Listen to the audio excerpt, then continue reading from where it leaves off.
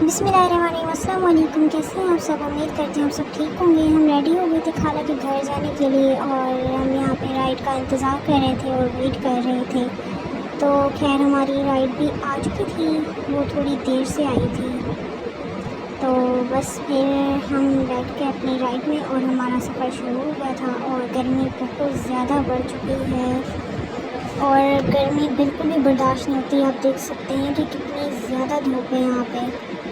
तो खैर इस धूप से गुज़रते हुए हम खाला के घर पहुँच चुके थे और फिर हम यहाँ पे एंट्रेंस हो गए और आके हम खाला के रूम में बैठ गए। कूलर के सामने इतनी गर्मी लगी हुई और ये थी खाला की कैट्स जो कि अपनी मस्तियों में लगी हुई थी। फिर खाला की बेटी ने कहा कि चलो हम रैकेट्स खेलते हैं। तो हम यहाँ पे रैकेट्स खेलने आ गए थे, लेकिन हमें पता नहीं क्यों मज़ा नहीं आ रहा था गर्मी की वजह से। फिर हम चले गए छत पे। हमने सोचा छत पे थोड़ी हवा होगी, लेकिन छत पे भी वही हाल था। इतनी तपती धूप और गर्मी थी कि दिल ही नहीं कर रहा था हमारा कुछ भी करने को। छत के ऊपर एक और भी छत थी, ये थी वो।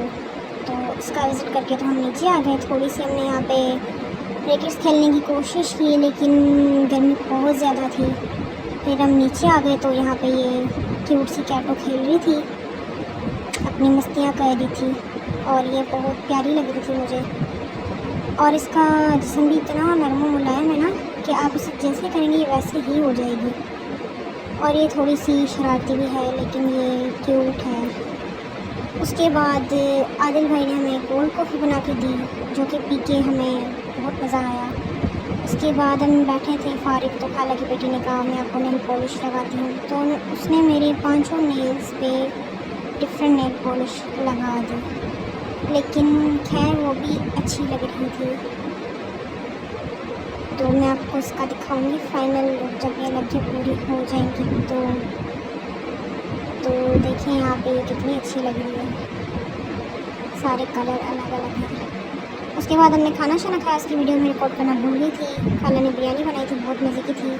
और यहाँ पे बातें शादी करते रात हो चुकी थी और हमें टाइम का पता ही नहीं चला। हम पापा का वेट कर रहे थे और पापा भी आ चुके थे। तो फिर हम हो गए थे अपने घर जाने लगे थे, लेकिन हमें पता चला कि घर नहीं जाना, दादा बू की तरफ जाना। तो फिर हम यहाँ दादा बू के घर आ गए थे। तो यहाँ पे चाची ने हमें ठंडी ठंडी कोल्ड ड्रिंक सर्व की, जो कि पी के तो अंदर में ठंड पहुँच गई और बहुत मज़ा आया। उसके बाद हम घर जाने लगे थे अपने, और यहाँ पे लाइट भी जा चुकी हुई थी।